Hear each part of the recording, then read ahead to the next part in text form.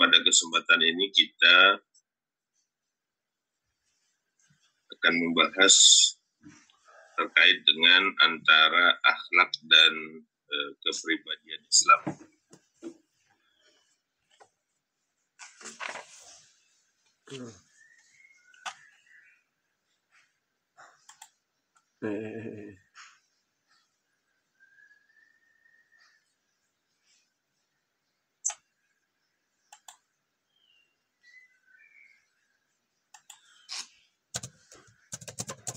Bisa kelihatan ya?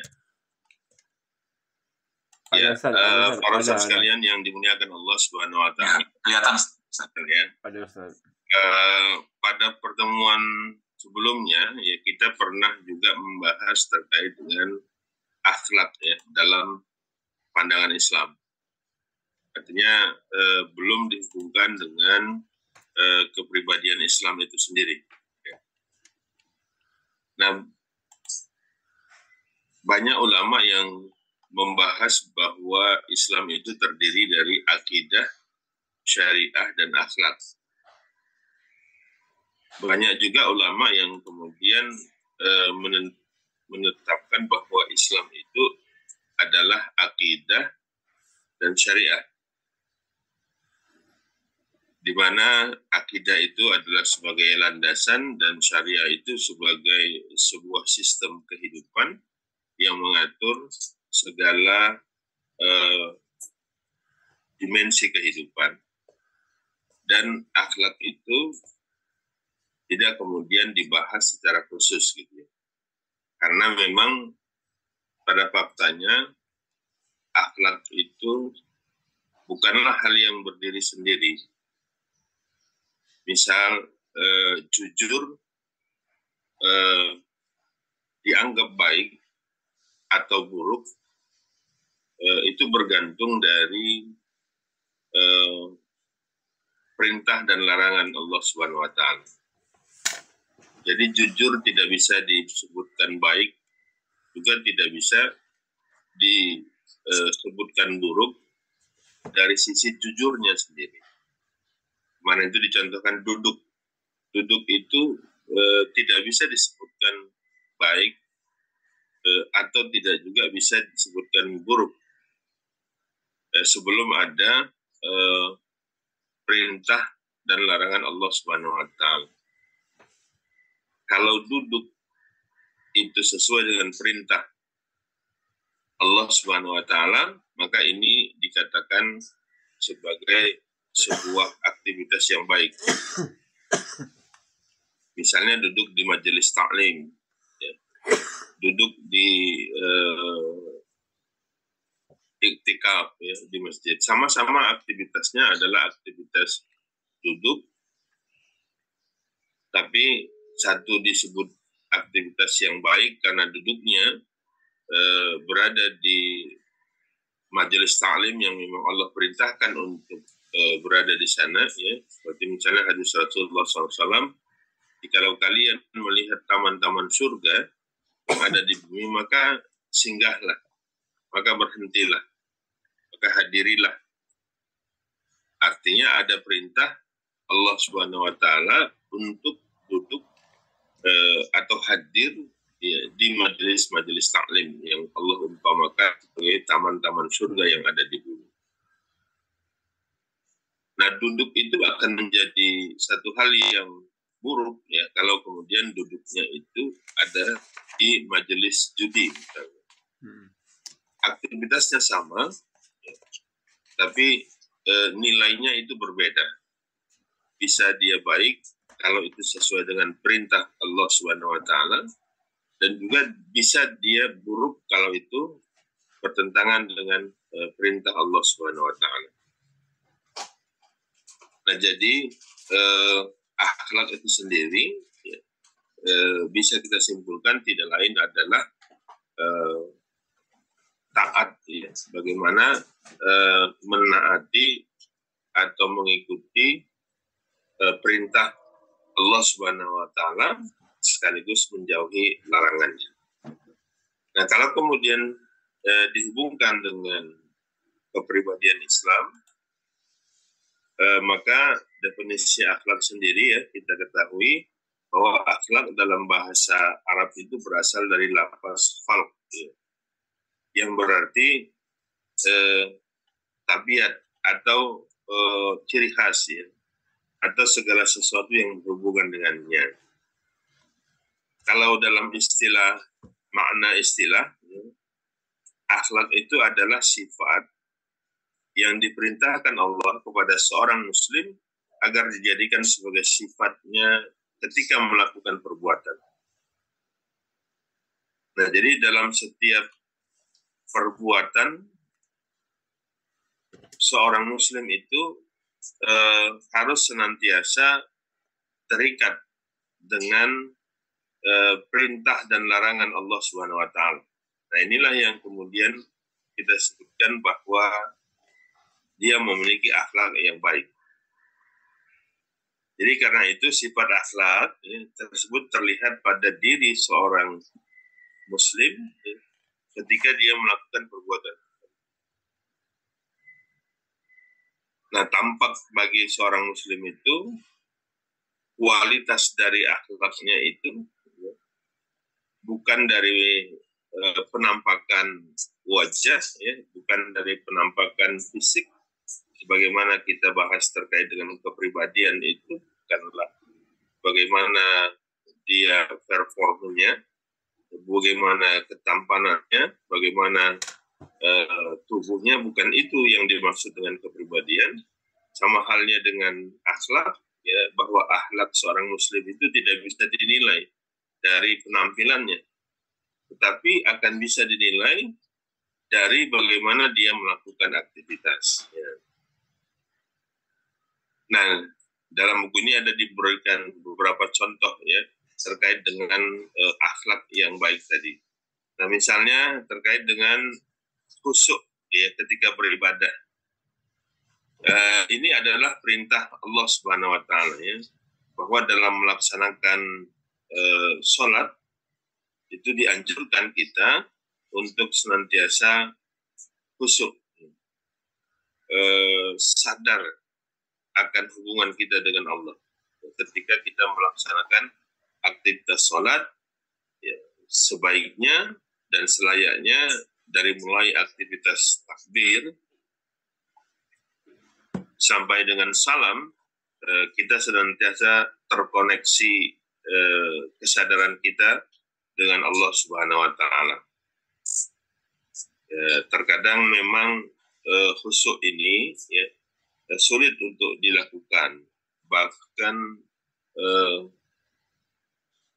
ketika memang kondisi kita lagi lagi banyak masalah misalnya. Tapi walaupun demikian, memang khusyuk ini bukan rukun, ya. Sebagian ulama menyebutkan bahwa khusyuk dalam sholat ini bukan rukun, tetapi akan sangat bermanfaat kalau seandainya kita bisa melaksanakan sholat itu dengan khusyuk.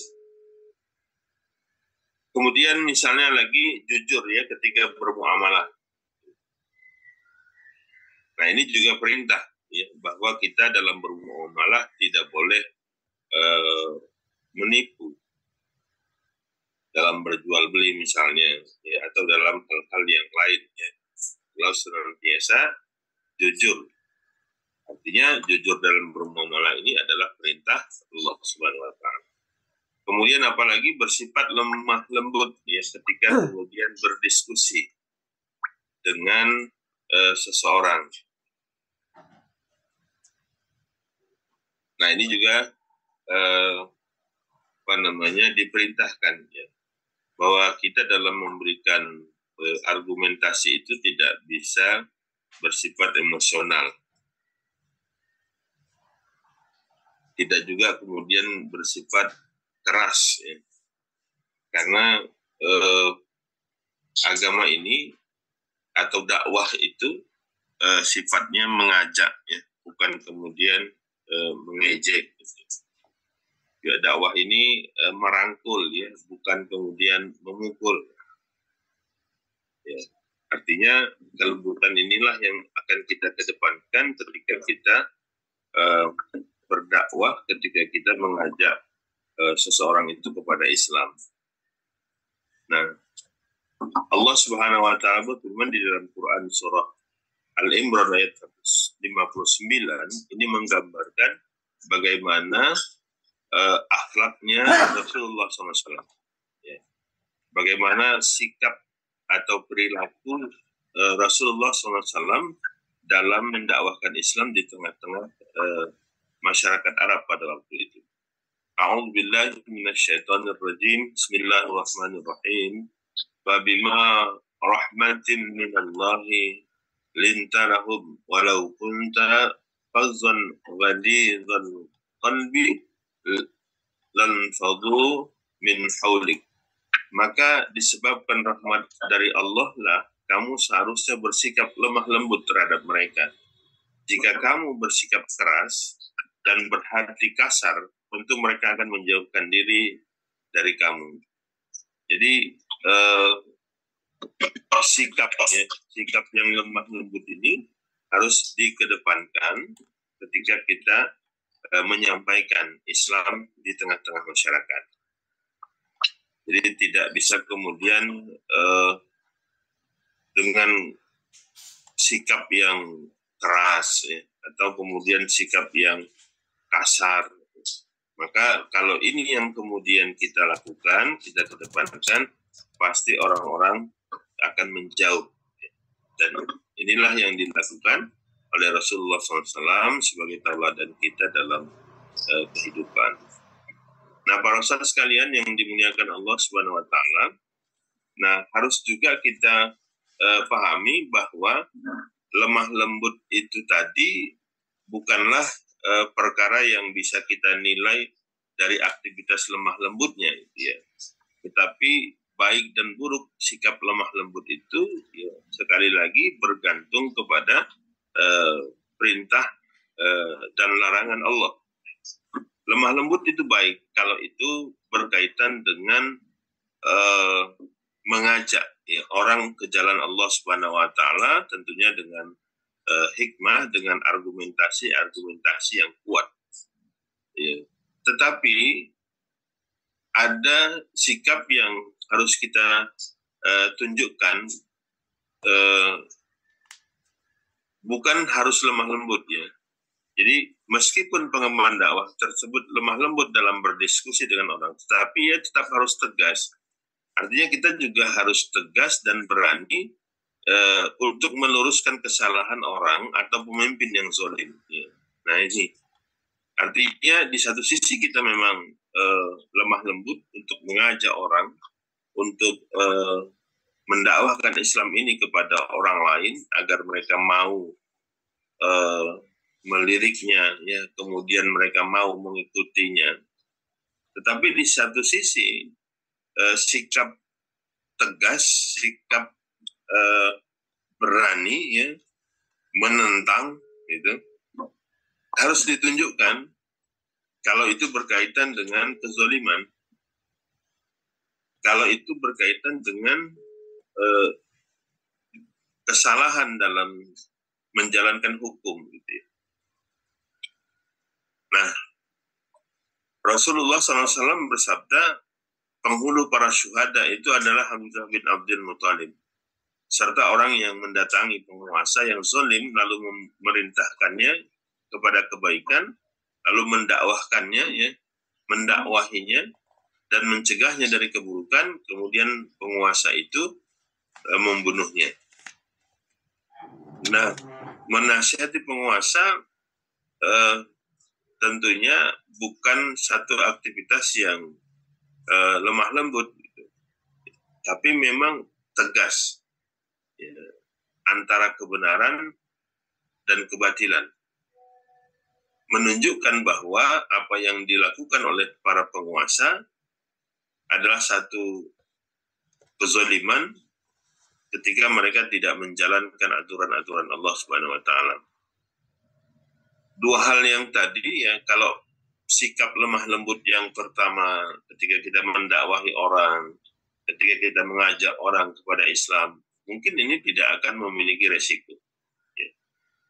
itu tetap dilakukan, tetap dilaksanakan. Tapi di saat yang sama kita juga tidak bisa bersikap lemah lembut dari kezaliman yang dilakukan oleh penguasa. Sebagai seorang muslim, kita juga wajib melakukan amar ma'ruf nahi mungkar kepadanya, dan ini juga diperintahkan, ya. Jadi di saat yang sama kita tidak juga bisa bersikap lemah lembut kepada penguasa yang zalim. Nah, jadi sekali lagi saya sampaikan bahwa baik atau buruknya, tinggi atau rendahnya kualitas akhlak ya seseorang itu ya bergantung kepada perintah dan larangan Allah Subhanahu wa taala. Kemudian selanjutnya adalah sabar. Ya, sabar ini diperintahkan oleh Allah Subhanahu wa taala, ya. Sabar dan terus-menerus bersabar dalam menghadapi tantangan, rintangan dalam aktivitas dakwah. Penyiksa dan perlawanan musuh juga merupakan sifat akhlak seorang muslim ketika mengemban dakwah. Allah Subhanahu wa taala berfirman, "Ya ayyuhalladzina amanu sabiru wasabiru warabitu wattaqullaha la'allakum tuflihun." Wahai orang-orang yang beriman, kata Allah, bersabarlah kamu, kuatkanlah kesabaranmu, tetaplah bersiap siaga di perbatasan negerimu dan bertakwalah kepada Allah agar kamu beruntung. Jadi orang-orang yang sabar ya dalam menjalankan perintah Allah, ya, yang pertama di sini disebutkan ya bagaimana kita berjaga-jaga di perbatasan. Ya. Jadi salah satu mata yang tidak tersentuh api neraka itu adalah mata yang ya berjaga di perbatasan. Ini adalah satu aktivitas yang pahalanya sangat besar di sisi Allah Subhanahu wa taala. Nah, jadi sabar dalam menjalani cobaan, sabar dalam menghadapi tantangan dalam aktivitas dakwah, ini adalah sabar yang menunjukkan kualitas yang baik dari akhlak seorang muslim. Ya. Namun di sisi yang lain, ya, maka kita juga tidak boleh ya, sabar misalnya dengan kemungkaran yang terjadi. Ya. Misalnya pernah suatu ketika ya terjadi kenaikan tarif dasar listrik, terjadi kenaikan bahan bakar minyak misalnya kan, yang menyebabkan kemudian naiknya bahan-bahan yang lain ya seperti bahan makanan dan lain sebagainya. Nah kemudian ada yang mengatakan ya sudah kita harus bersabar. Ya. Rezeki minallah gitu. Nggak apa-apa harga bahan-bahan itu naik. Yang penting kita mendapatkan rezeki dari Allah Subhanahu wa taala, maka harus sabar. Ini sabar yang kemudian kurang tepat ya. Ya, bahwa menaikkan harga bahan bakar minyak, tarif dasar listrik yang dilakukan oleh pemerintah, oleh penguasa, ini dalam pandangan Islam satu hal yang tidak tepat ya, satu hal yang keliru. Ya. Karena ini menyusahkan rakyat gitu ya. Nah harusnya kemudian penguasa ya mengatur urusan-urusan listrik ya, urusan-urusan bahan bakar minyak ini dikelola secara benar ya, sesuai dengan aturan-aturan Allah Subhanahu wa taala. Bahwa ini adalah milik umum, ya tidak boleh dijual kepada rakyat ya, dengan harga yang mengambil keuntungan gitu. Karena hakikatnya listrik kemudian BBM ini adalah milik umat, milik kaum muslimin. Nah, Rasulullah SAW bersabda bahwa kaum muslimin itu berserikat dalam 3 hal: air, api, dan padang gembalaan. Nah, makna api di sini tidak lain adalah energi, ya, atau bahan bakar minyak, atau tarif dasar listrik itu adalah kepemilikan umum yang dikelola oleh negara, tapi tidak boleh mengambil keuntungan. Ya. Tidak boleh mengambil keuntungan karena pemilik yang sebenarnya adalah rakyat. Makanya harusnya rakyat itu mendapatkan harga BBM hanya sebatas biaya operasional dan distribusinya. Ya, tidak ada margin keuntungan harusnya yang diambil oleh negara ketika menjual BBM di tengah-tengah masyarakat. Nah ini perintah yang kemudian Allah dan Rasulnya berikan. Ya. Makanya kita juga tidak boleh ya bersabar dalam kondisi kezoliman yang ada, atau kita juga tidak dianjurkan ya bersabar dalam melihat kemungkaran yang ada di hadapan kita. Ya. Rasulullah SAW bersabda, ya, apabila kalian melihat kemungkaran, cegah dengan tangan. Ya. Fa illam yastati, kalau tidak bisa, cegah dengan lisan. Kalau tidak bisa, diam. Diam itu selemah-lemahnya iman. Diam yang dimaksud di sini adalah diam mengingkari. Tidak boleh kita berada di wilayah kemungkaran yang terjadi. Nah ini sikap yang kemudian harus kita tunjukkan. Walaupun kemudian sikapnya itu sabar, sama-sama sabar, tapi ada sabar yang diperintahkan, ada juga sabar yang kemudian dilarang. Nah kemudian bersifat adil ya kepada semua orang juga merupakan akhlak seorang muslim yang baik ya ketika menjadi pemimpin. Allah Subhanahu wa taala berfirman di dalam Al-Qur'an, "Wa idza hakamtum bainan nasi an tahkumu bil adl." Apabila kamu menetapkan hukum di antara manusia, hendaklah kamu tetapkan secara adil. Kemudian di dalam ayat yang lain Allah sebutkan, ya jangan kebencian kamu kepada suatu kaum menjadikan kamu bersikap tidak adil. Ya. Jadi walaupun kemudian kepada non-muslim, ya tetap kemudian seorang pemimpin itu wajib adil. Ya. Jadi kalau kita lihat bagaimana sikap para khalifah, ya, para pemimpin kaum muslimin yang bahwa rakyat di dalam daulah Islam itu tidak semuanya muslim,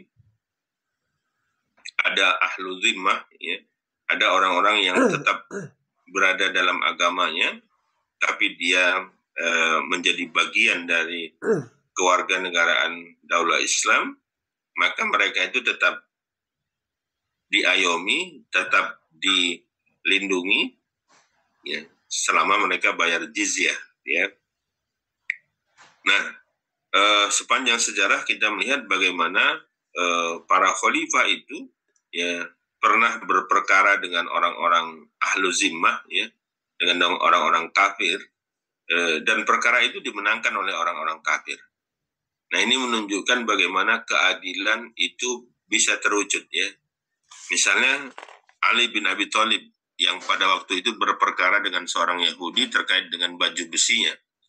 Ya. Karena Ali tidak bisa menghadirkan saksi di pengadilan dan yang dia bisa hadirkan adalah anaknya Hussein, tetapi itu tidak dibolehkan sebagai saksi ya, untuk orang tuanya. Nah, sehingga kemudian di dalam pengadilan itu Ali sebagai khalifah pada waktu itu ya kalah dalam persidangan. Nah, ini menunjukkan bagaimana Islam itu ya mampu ya adalah satu hal yang rasional ya. Siapapun dia sama kedudukannya di dalam hukum. Kalau memang faktanya dia benar, ya dibenarkan. Tapi kalau faktanya memang dia salah, ya memang disalahkan. Ya. Apapun kemudian posisinya, bahkan ya posisi tertinggi sekalipun di dalam hukum atau dia itu seorang khalifah, maka tidak kemudian menjadikan dia dipastikan bisa memenangkan perkara di pengadilan. Lain halnya dalam kondisi sekarang ya, bagi orang-orang yang kecil ya biasanya sulit untuk mendapatkan keadilan ya dalam kondisi hukum dalam sistem kapitalistik atau sekuler kapitalistik sekarang. Faktanya ya hukum itu tajamnya ke bawah ya, tetapi tumpul ke atas gitu. Nah, dalam pandangan Islam tidak demikian. Nah, dengan demikian, para ustadz sekalian yang dimuliakan Allah, akhlak itu adalah sifat yang wajib ya dimiliki oleh setiap muslim ketika dia melakukan aktivitas. Tentunya di sini yang kita maksudkan adalah akhlak yang baik ya, di mana sesuai dengan perintah dan larangan Allah Subhanahu wa taala.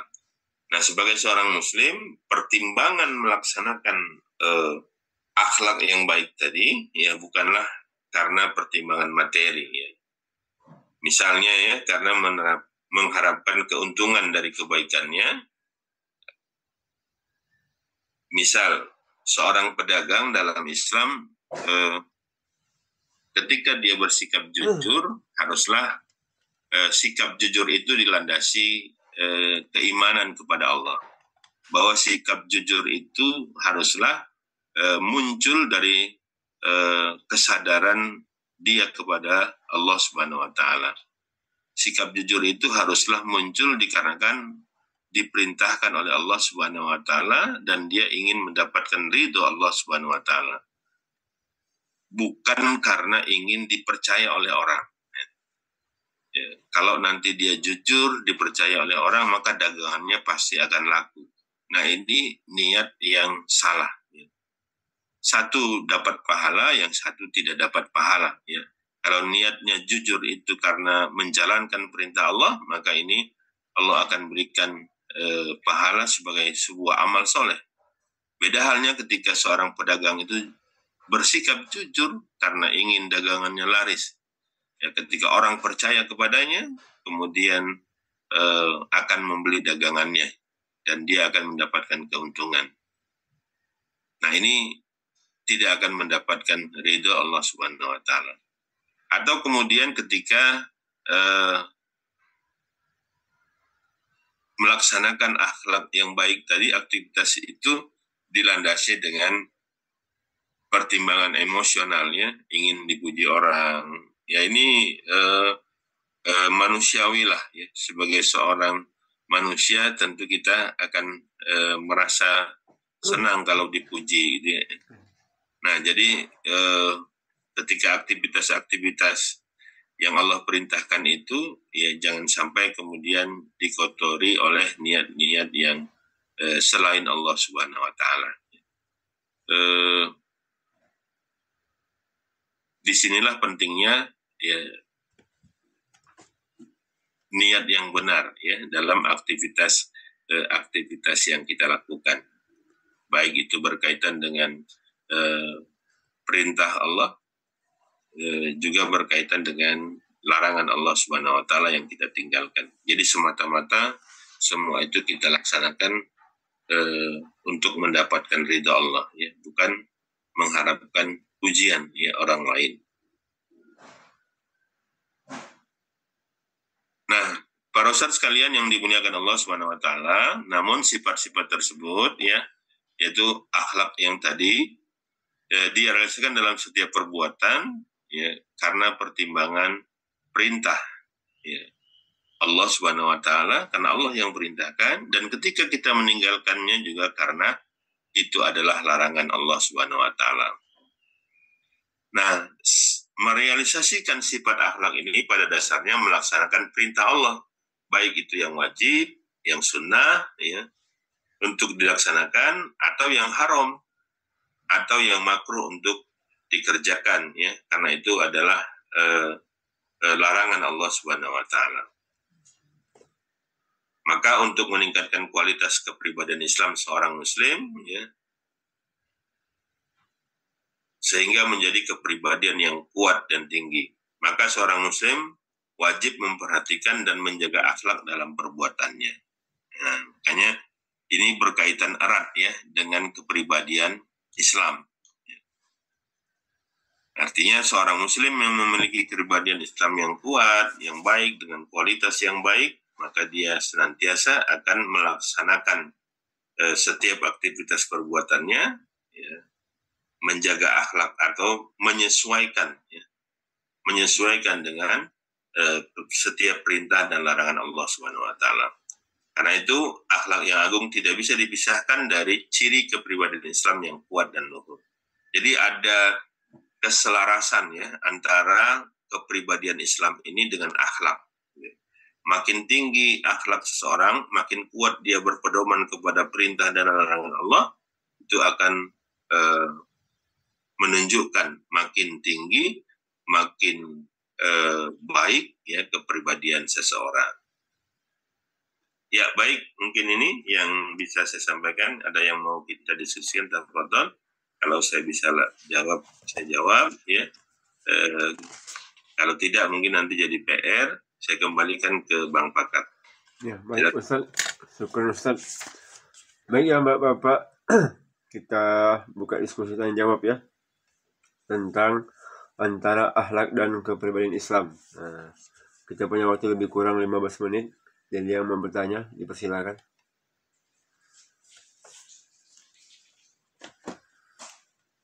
Silakan yang mau bertanya. Pak Roji, Pak Natar, Pak Junaidi, Pak Rahman, Pak Mantondang, Pak Riswanto, Pak Jarod, Pak Yanto, Pak Sapi, Pak Sukron. Silakan Pak. Dibuka mennya. Kalau tidak ada, saya coba membuka pertanyaan ini. Biar pada nanya semua ya. Assalamualaikum Ustaz. Waalaikumsalam warahmatullahi wabarakatuh. Ini contoh saya, misalnya ada orang Ustaz, dia rajin sholat ke masjid. Pokoknya dia semua rajin sholat, ada kajian dia datangin, semua dilakukannya. Tetapi tetap dia juga Ustaz bermaksiat, dia berjudi online, minuman keras, segala macam Ustaz. Nah itu kira-kira apakah lari dari yang kita pahami Ustaz, lari dari akhlak dan kepribadian Islam Ustaz? Mohon Ustaz pencerahannya Ustaz. Ya baik, kalau kita lihat kondisi sekarang ya, artinya kepribadian yang cacat lah kita katakan, atau split ya, personality ya. Di satu sisi dia taat ya kepada perintah dan larangan Allah, tapi di sisi lain dia juga gemar untuk melakukan maksiat, maka ini adalah sebuah kekeliruan. Karena yang diperintahkan Allah itu adalah segala sesuatu yang memang harus kita laksanakan. Kalau dia bersifat perintah, baik itu wajib ya.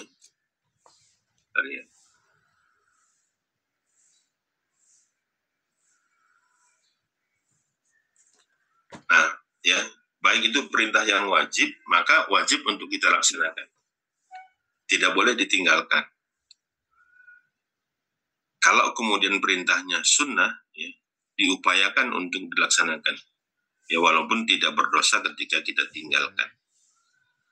Nah, sebaliknya, ketika Allah larang, kalau itu suatu yang haram, apapun alasannya wajib untuk kita tinggalkan.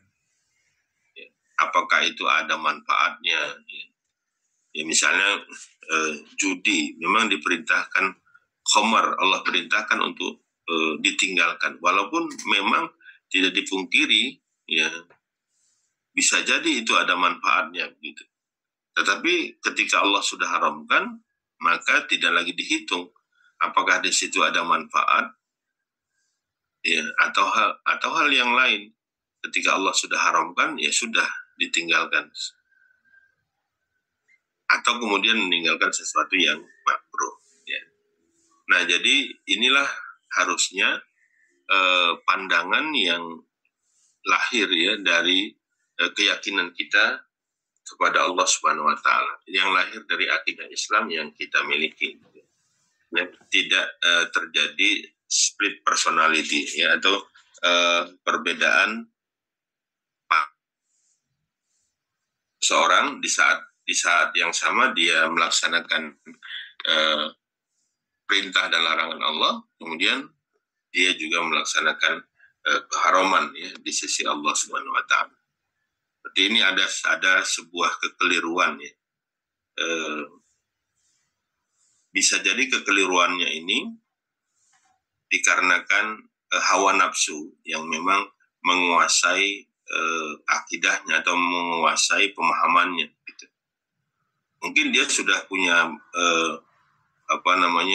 akidah Islam ya, pemikirannya sudah pemikiran Islam, tapi ada kelalaian misalnya dalam melaksanakan aktivitas ya, misalnya ada dorongan-dorongan yang lain yang tidak mampu dia atasi sehingga kemudian dia melakukan keharaman misalnya. Bisa jadi ya, banyaknya godaan misalnya menjadikan dia tidak kuat dalam menahan godaan itu, kemudian dia terjebak atau terjatuh kepada kemaksiatan. Tapi bisa jadi kemudian dia memahami bahwa kondisi sekarang itu memang harus seperti itu gitu. Contoh misalnya, ada juga sebagian masyarakat kita memahami dalam kondisi sekarang itu kalau tidak ada riswahnya mana bisa dapat gitu ya kan. Dalam persoalan apapun gitu. Ya selama manusia itu masih membutuhkan uang, ya riswah itu pasti tetap ada kan gitu. Dan menganggap lumrah dalam kondisi sekarang itu melakukan itu misalnya, dalam segala hal. Nah ini kan salahnya itu tidak dari sisi godaan atau kelalaian, tidak, tapi dari sisi pemikiran yang menurut mereka dalam kondisi-kondisi sekarang ini ya maksiat itu satu hal yang tidak bisa dihindari misalnya. Nah maka ini harus diperbaiki dari sisi pemikirannya. Jadi kemaksiatan yang kemudian dijalankan tadi ya bisa jadi tadi sebabnya karena salah dalam memahaminya, salah pemikirannya. Bisa jadi kemudian mereka jatuh pada kemaksiatan itu karena godaan-godaan yang tidak mampu untuk dihadapi. Ya, hawa nafsu dan godaan-godaan yang lain. Ya baik, mungkin itu Bang Bakar, wallahu a'lam bishawab. Iya, syukur Ustaz. Ya itu banyak terjadi di kondisi lapangan Ustaz. Ya sholat ya kan, tapi semua diikuti ya. Ikut kajian dia, ikut apa, sholat. Tapi dia juga bermaksiat, berarti agak lari Ustaz ya. Ya, split. Ya. Baik, syukur Ustaz. Baik, silakan untuk pertanyaan berikutnya. Assalamualaikum Pak Ustaz. Waalaikumsalam. Silakan Pak ini. Ya, Pak Ustaz, memang menarik ini. Akhlak ini walaupun udah ini kita sering kita dengar, kita pahami, tapi sebetulnya akhlak ini yang menyebabkan situasi kehidupan ini arahnya kemana, karena ditentukan oleh akhlak ini kan gitu Pak Ustaz, sepertinya. Yeah. Nah Pak Ustaz, kira-kira untuk akhlak ini, kita kan manusia ini kan boleh dikatakan unik ya, pasti nggak ada yang sama ya. Yeah. Nah, untuk membentuk akhlak ini yang supaya dia orang yang berakhlak Islami sampai selama dia hidupnya, sebetulnya proses pembentukannya itu bagaimana Pak Ustaz? Karena akhlak inilah yang menentukan arah hidup seseorang itu ya, dia berakhlak.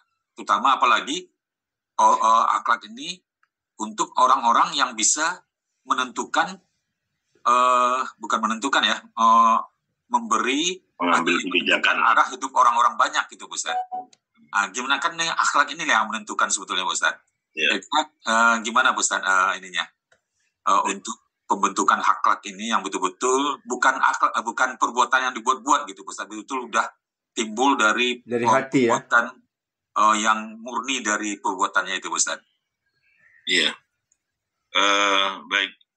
Jadi pembentukan akhlak ini sebenarnya kalau kita analisis ya, itu sama dengan proses pembentukan kepribadian seorang muslim. Ya.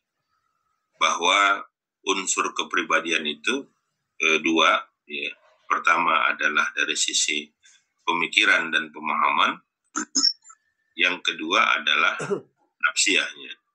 Ya, nafsiyah ini adalah bagaimana dia memenuhi kebutuhan-kebutuhan jasmaninya dan bagaimana dia memenuhi kebutuhan naluri-nalurinya kan gitu. Jadi dua inilah yang menjadi faktor baik atau buruknya akhlak seseorang. Maka untuk meningkatkan kualitas dari akhlak seseorang ini, dua ini juga lah yang harusnya kita perbaiki, ya. Pertama dari sisi pemikirannya, harus diluruskan pemikiran-pemikiran yang salah ya, dan keliru dengan pemikiran-pemikiran Islam yang benar. Ya. Maka tidak dibolehkan kita itu berhenti dalam belajar. Thalabul ilmi faridatun ala kulli muslim. Ya, menuntut ilmu itu wajib bagi tiap muslim, baik laki-laki maupun perempuan. Tuntutlah ilmu itu dari buayan sampai liang lahat, kata Rasulullah SAW. Jadi tidak ada batasan umur. Ya, sepanjang hayat memang kita harus terus menuntut ilmu. Kenapa kemudian ini ditetapkan? Karena nutrisi, kalau kita katakan ya, nutrisi bagi akliyah ya, seseorang itu yang menuntut ilmu. Kalau kemudian tubuh itu butuh makan, maka akal dan pemikiran itu makanannya adalah ilmu. Kalau menuntut ilmu. Nah ini harus terus kemudian dilakukan hingga kita sampai pada kondisi sangat mendekati kebenaran. Ya. Walaupun mungkin tidak bisa kita katakan kita itu benar 100%, tetapi aktivitas thalabul ilmi yang kita lakukan itu harusnya makin mendekatkan kita kepada kebenaran dan sekaligus makin menambah keilmuan dan makin menambah ketaatan kita kepada Allah. Jadi kata Imam As-Sawri ya, kalau seandainya seseorang itu bertambah ilmunya tapi tidak bertambah ketaatannya kepada Allah, maka ini keliru. Nah harusnya makin bertambah ilmunya, ya, kedekatannya kepada Allah itu juga makin bertambah. Nah ini pertama yang harus kita lakukan. Ya, karena tadi kepribadian seseorang atau akhlak seseorang itu bergantung dari akliyahnya dan nafsiyahnya. Ya. Maka untuk akliyah ini tidak ada jalan lain. Ya. Ya, aktivitas thalabul ilmi itu wajib harus dilakukan. Ya. Walaupun bentuknya itu beda-beda ya, bisa dengan diskusi, bisa dengan ceramah, bisa dengan baca, ya, bisa dengan mendengarkan ceramah-ceramah ya silakan. Artinya proses belajar ini yang penting harus terus dilakukan walaupun dalam bentuk yang berbeda-beda, gitu ya. Agar apa? Agar nutrisi, agar akliyah itu bisa senantiasa bertambah ilmunya, dan insya Allah dengan bertambah ilmu itu akan bertambah kedekatannya kepada Allah. Nah untuk yang kedua terkait dengan nafsiyah, terkait dengan bagaimana seseorang itu berbuat dalam memenuhi kebutuhan-kebutuhan jasmani atau nalurinya. Kalau tadi secara akliyah ini adalah aktivitas akal, ya, bukan aktivitas fisik, ya saya katakan. Makanya makanannya juga bukan dalam bentuk fisik. Nah kalau nafsiyah ini aktivitas fisik yang kemudian harus dilakukan oleh setiap manusia karena dalam rangka memenuhi kebutuhan-kebutuhan jasmani dan kebutuhan nalurinya. Nah dalam aktivitas perbuatan ini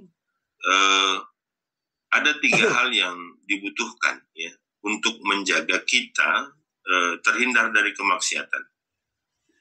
Nah jadi beda dengan aspek akliyah tadi, itu bisa kita lakukan secara mandiri, ya. Secara pribadi, individu kita bisa meningkatkan kualitas pemahaman dan pemikiran kita. Tapi dari sisi aktivitas nafsiyah, ya, ini tidak bisa kemudian dilakukan secara pribadi saja. Jadi kalau kita lihat untuk menjaga agar seseorang itu tetap berada di jalan Allah dalam memenuhi aktivitas, dalam memenuhi kebutuhan jasmaninya, dalam memenuhi naluri-nalurinya, maka harus ada 3 pilar yang menjaganya, ya, supaya dia terhindar dari kemaksiatan tadi, supaya nafsiyahnya itu ya bisa terjaga. Yang pertama tentunya adalah ketakwaan individu. Nah, setiap individu itu harus senantiasa meningkatkan ketakwaannya.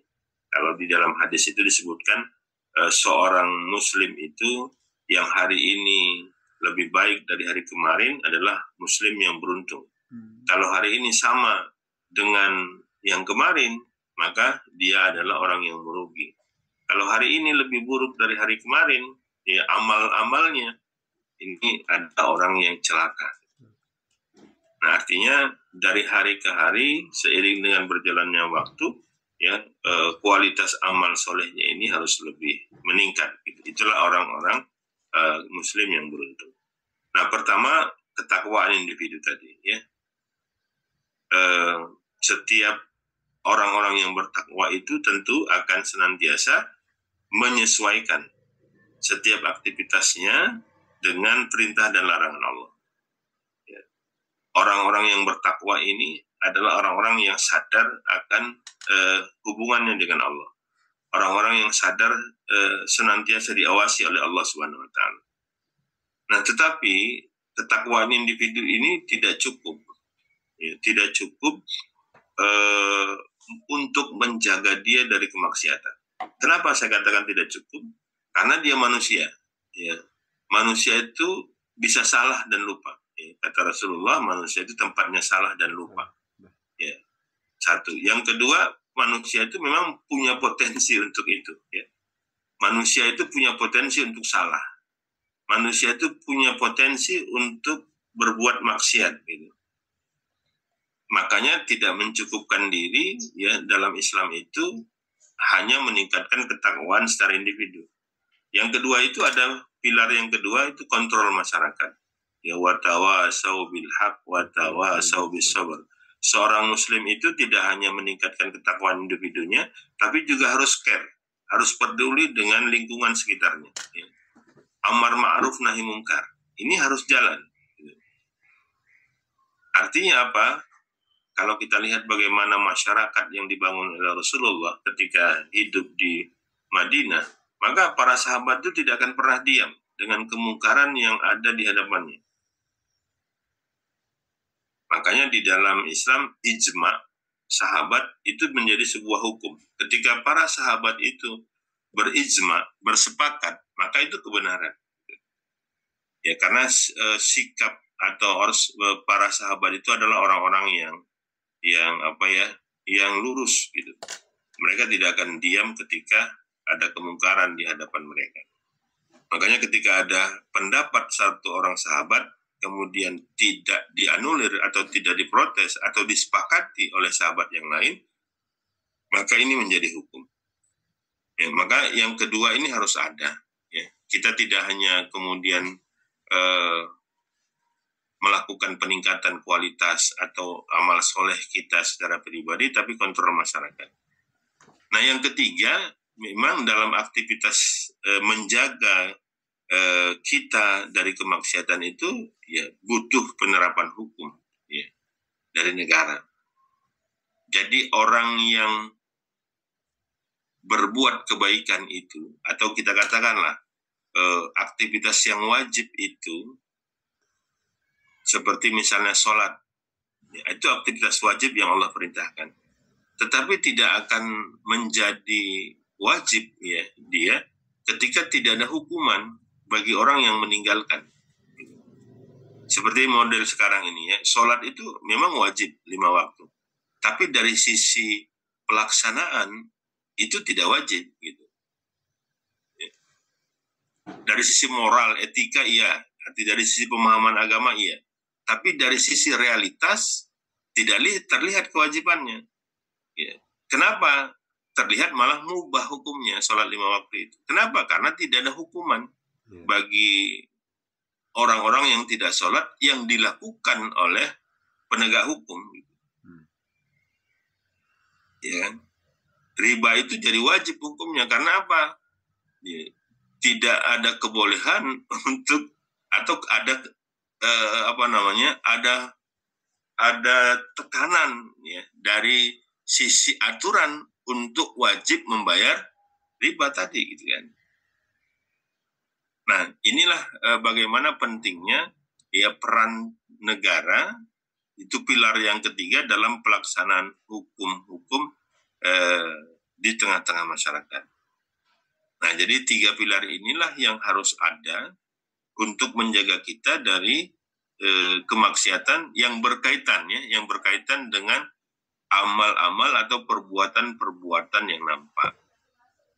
Ya, kalau secara individu mungkin untuk meningkatkan amal soleh itu ya dianjurkan untuk melakukan amalan-amalan sunnah. Ya.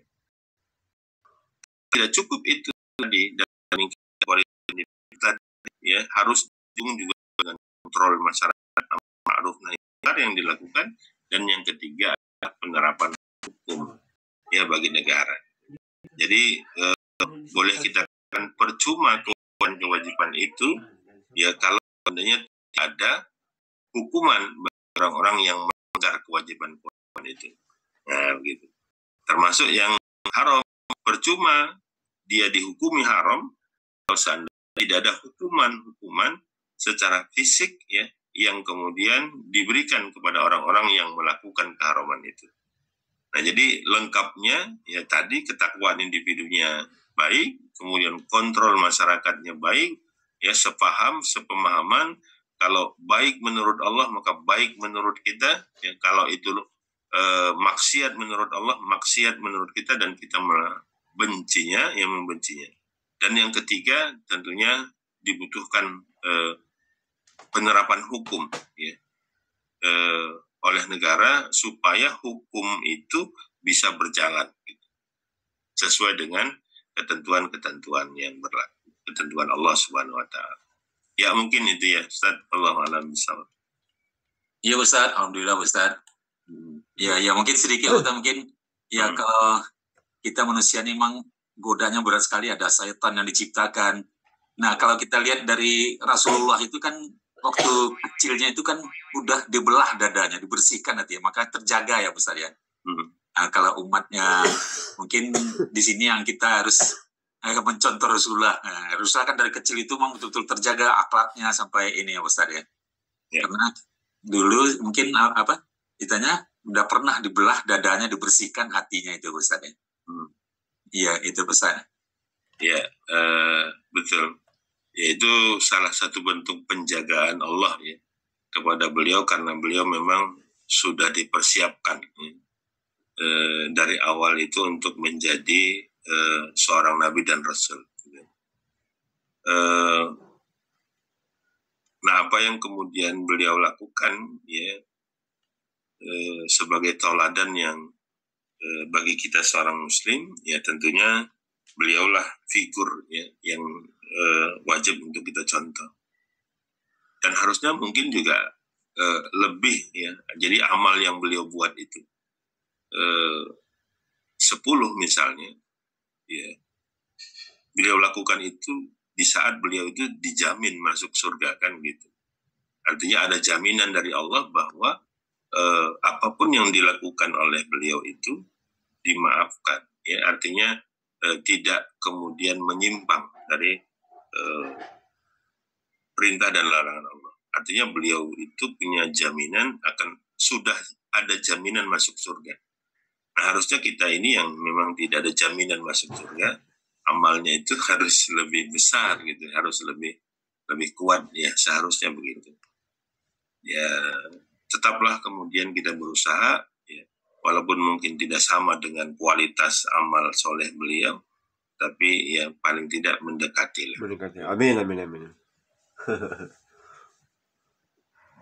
Ya Ustaz, semoga.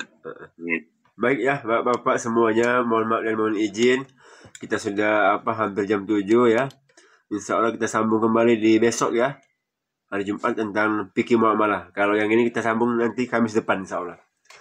Baik Ustaz, silakan ditutup Ustaz hari ini. Baik ya, para Ustaz sekalian yang dimuliakan Allah, mari kita berdoa di pagi ini.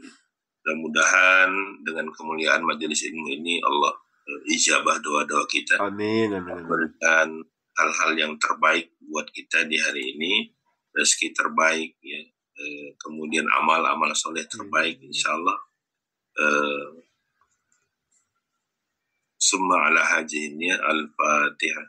A'udzubillahi minasyaitonir rajim. Bismillahirrahmanirrahim. Alhamdulillahi rabbil alamin. Arrahmanir rahim. Maliki yaumiddin. Iyyaka na'budu wa iyyaka nasta'in. Ihdinas siratal mustaqim. Siratal ladzina an'amta 'alaihim ghairil maghdubi 'alaihim waladdallin. Amin. A'udzubillahi minasyaitonir rajim. Bismillahirrahmanirrahim. Alhamdulillahi rabbil alamin. Wassalatu wassalamu ala asrafil anbiya'i wal mursalin wa ala alihi wa ashabihi ajma'in.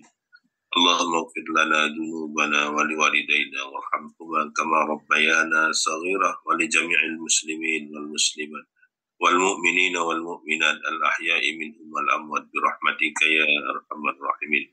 Allahumma inna nas'aluka salamatan fi dinina wa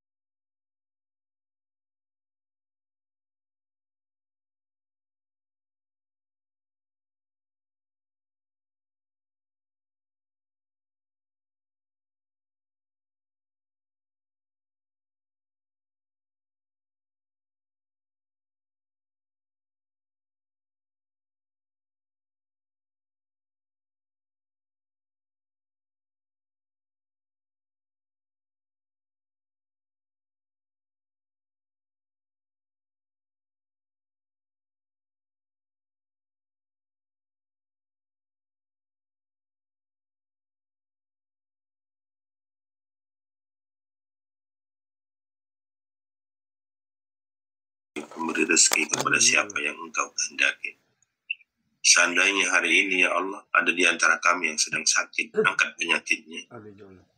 Hingga tidak berbekas. Amin ya Allah. Karena sesungguhnya engkau yang maha menyembuhkan segala penyakit. Seandainya pagi ini ya Allah ada di antara kami yang masih terlilit hutang, sulit untuk membayar hutang. Amin. Mudahkan baginya ya Allah untuk melunasi hutang-hutangnya. Karena sesungguhnya engkau maha kuasa atas segala sesuatu. Amin ya Allah. Ya Allah, anugerahkan kepada kami istri yang soleh, anak-anak yang soleh dan soleh, dan jadikan keluarga kami, ya Allah, keluarga yang sakinah, mawaddah, warahmah. Ya Allah, pagi ini dalam majelis ilmu ini engkau kumpulkan kami, kumpulkan nanti kami juga kelak di dalam surga. Hasbunallah wa ni'mal wakil, ni'mal maula wa ni'man nasir, la hawla wa la quwata illa billahil aliyyil azim. Rabbana zalamna anfusana wa illam taghfir lana wa tarhamna lanakunanna minal khasirin. Rabbana atina fid dunya hasanah wa fil akhirati hasanah wa qina adzabannar. Sallallahu wasallam ala sayyidina Muhammadin nabiyil ummi wa ala alihi wa ashabihi ajma'in. Subhana rabbika rabbil izzati amma yasifun wa salamun alal mursalin walhamdulillahi rabbil alamin. Wallahu a'lam bissawab. Assalamualaikum warahmatullahi wabarakatuh. Waalaikumsalam. Waalaikumsalam warahmatullahi wabarakatuh. Syukran Ustaz, jasa kira Ustaz atas ilmu yang sudah disampaikan. Semoga bermanfaat untuk bapak-bapak yang hadir di pada pagi hari ini. Semoga Ustaz selalu diberi kesehatan, dimudahkan segala urusannya, dilancarkan segala rezekinya. Amin. Dan juga semoga bapak-bapak di sini ya, kita sama-sama diberikan oleh kesehatan, dilindungi Allah dalam segala aktivitas kita ya. Yang masih punya utang semoga cepat lunas, yang masih sakit semoga cepat sembuh, yang baru merintis usaha semoga usahanya lancar ya. Dan juga semoga hari ini Apa yang kita kerjakan mendapatkan keberkahan dari Allah Subhanahu wa taala. Amin ya rabbal alamin. Baik Bapak-bapak, kita tutup ya dengan membaca hamdalah. Alhamdulillahirabbil alamin. Dan juga doa kibatul majelis. Subhanallah wa bihamdika asyhadu an la ilaha illa anta astaghfiruka wa atubu ilaik. Wabillahi taufiq wa hidayah. Wassalamualaikum warahmatullahi wabarakatuh. Waalaikumsalam. Syukur Ustaz ya. Ya. Syukur Ustaz. Oke semuanya ya, Bapak-bapak semangat semuanya. Terus istiqomah untuk mengaji ya. Sampai jumpa kita besok ya. Kita tutup ya. Salam sukses. Allahu Akbar.